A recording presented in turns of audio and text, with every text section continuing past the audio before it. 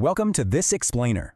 Okay, we're going to jump right in today because we are tackling the absolute holy grail of the side hustle, firing your boss and replacing that traditional 9 to 5. We're going to look at what it actually takes to transform a passion project into a truly sustainable full-time business. To do this, we'll be pulling insights from real-world experiences, some massive global data trends, and hard-earned advice from people who have successfully made this exact leap.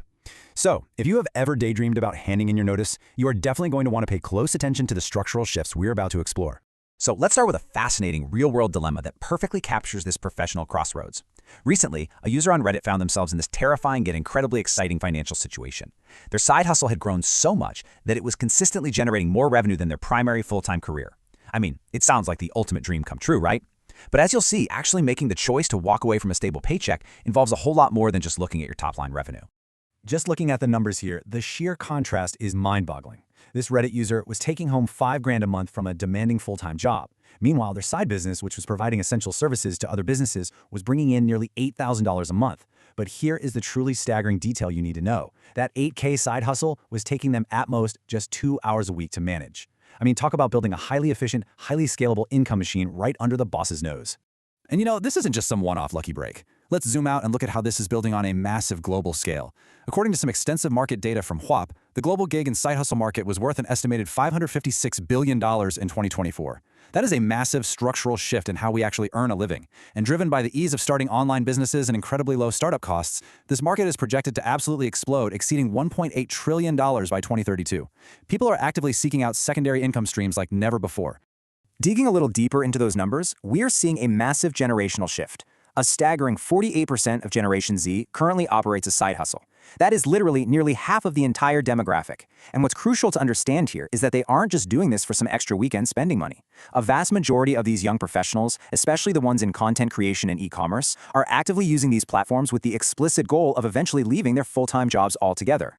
Section 1. The financial opportunity cost. That brings us right back to our Reddit user's story.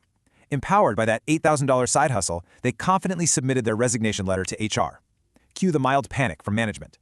In a weird twist, their boss actually countered with a highly tempting part-time offer, a hybrid schedule with drastically reduced hours, just to keep them on the payroll. Let's break down the exact math of this dilemma. Originally, they traded 45 hours a week for $5,000. The part-time offer drops that to 27 hours for $3,000. So the true cost of keeping that safe part-time job isn't just a lower salary, it's the 27 hours of prime energy being drained away. Those are precious resources that could be poured into scaling that incredibly efficient $8,000 business. This brilliantly illustrates the great debate we all face at this point, the gradual shift versus the full leap. On one hand, taking that part-time offer provides immense psychological safety. You keep a steady $3,000 paycheck, which can actively fund and stabilize your business growth during lean months. It serves as a fantastic financial runway, plus you keep your benefits. But on the other hand, taking the full leap means total focus. By walking away completely, you eliminate the safety net, but you unlock maximum scalability. Your business is no longer waiting around for you to finish your shift. It gets 100% of your operational energy. Section 2. Managing the transition risk. Now, of course, the sheer terror of losing a steady paycheck is entirely valid. To understand how to actually manage this transition risk, we can look at a phenomenal case study on Moz from a freelancer who scaled a side gig into a $1 million consultancy. They lay out some highly practical steps. Step 1 is straightforward. Save 6 months of living expenses if you possibly can. Why? Because the freelance world operates on a huge feast or famine cycle, and financial desperation is exactly what leads to accepting awful, low-paying clients. Step 2 is utilizing white label work. This is essentially doing the background work for larger agencies. It might pay a little less, but provides a reliable, stress-free income floor to keep the lights on while you build your own direct client base. But obviously, you can't rely on background white label work forever. To truly manage your long-term risk, you have to leverage organic attraction. Before you even pitch a client, you need essential assets in place: a clean portfolio, solid case studies showing the exact problems you've solved, and glowing testimonials. By consistently sharing valuable insights online, whether that's through a newsletter or social media, you attract clients directly to you. This builds a sustainable pipeline of leads so you aren't constantly out there cold emailing and begging for work. Section 3. Visualizing your future success. All the savings and marketing strategies in the world won't help if your head just isn't in the right place. Dealing with uncertainty and rejection requires immense mental resilience. And this brings us back to a fantastic moment from our Reddit user's story. While they were agonizing over that comfortable part-time counteroffer, they opened a book by author Robert Greene and read this exact quote. Waiting until the next day to think of the right action to take does you no good at all. Speed here means responding to circumstances with rapidity and making lightning-quick decisions. That single thought totally empowered them to visualize their success, stop the second guessing, and confidently finalize the resignation. As the Reddit community discussed this user's leap, they frequently referenced Tim Ferriss's famous 4-hour workweek philosophy. It ultimately boils down to a core question you really need to sit with.